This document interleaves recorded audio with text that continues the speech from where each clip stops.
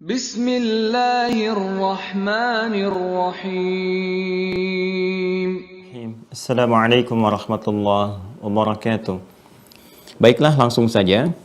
Di pertemuan yang lalu, ini kita sudah sampai ke materi untuk menampilkan dalil-dalil tentang ketuhanan Allah Subhanahu wa taala, sehingga dengan itu kuat dan mantap keyakinan kita untuk menetapkan Allah Subhanahu wa taala sebagai Tuhan, menepikan yang lainnya, sekaligus menghadirkan komitmen untuk menyembah Allah Subhanahu wa taala melalui penghambaan yang sempurna kepadanya.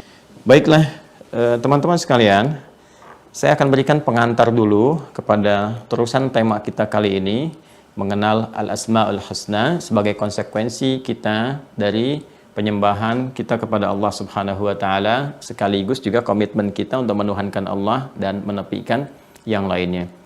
Setelah kita mengenal kemarin tentang penguatan pokok keimanan kita, dasar iman kita, pondasi kebertuhanan kita yang menuhankan Allah Subhanahu wa taala saja, dan dikenal pokok-pokok ini dengan rukun iman. Ini yang paling dasar sekali ya, teman-teman sekalian.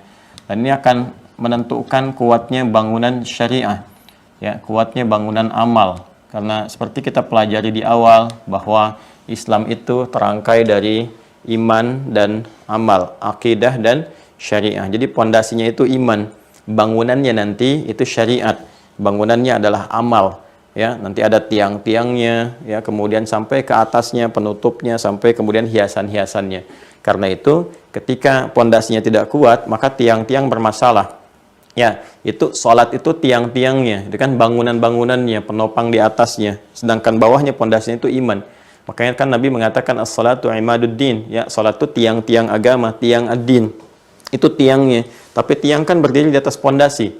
Pondasinya itu iman. Ya, karena itu kalimat salat itu berada setelah iman. Alladzina yu'minuna bil ghaib wa yuqimunas shalah. Salat itu mampu didirikan dengan benar kalau pondasi imannya itu kuat. Kalau pondasi imannya itu lemah, maka akan berpengaruh kepada tiang. Tiangnya nggak kokoh. Itu yang membuat seseorang kadang-kadang malas, menunaikan sholat jadi terlambat, dengar adzan masih menawar, baru adzan belum qomat dan sebagainya. Problemnya di sini, ya. Problemnya di sini. Karena itu penting bagi kita mengadakan penguatan-penguatan di pokok ini. Nah, penguatan kepada aspek iman ini, pondasinya, pokoknya, rukunnya, itu ada 6 aspek. Ya, seperti pernah juga kita sampaikan, kita tuliskan kembali untuk mengingatkan, ya kan? Yang pertama adalah hal yang terkait dengan Allah Subhanahu wa taala. Saya sebut hal yang terkait dengan Allah, bukan sebatas kita mengenalnya, tapi juga kita harus mengetahui cara-cara berinteraksi dalam penyembahan kita kepada Allah Subhanahu wa taala.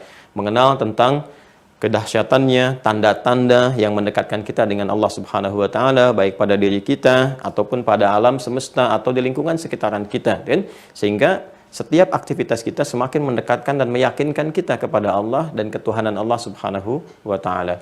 Kemudian juga yang terkait dengan malaikat, saya menuliskan lafaz Allah Subhanahu wa taala, ya, dengan bahasa Arab, dengan bahasa Al-Qur'an, ya, dengan yang awalnya, sehingga nanti tidak ada kita bisa istilahkan penyimpangan-penyimpangan dalam bacaan gitu kan, atau tereduksi maknanya. Kadang-kadang kan ada yang dituliskan dalam Latin itu seperti serupa, gitu kan? Nah, tapi dibacanya ada yang berbeda, ya. Kalau di bahasa Latin kan kita tuliskan ke bahasa Indonesia ditulis dengan Allah, gitu kan?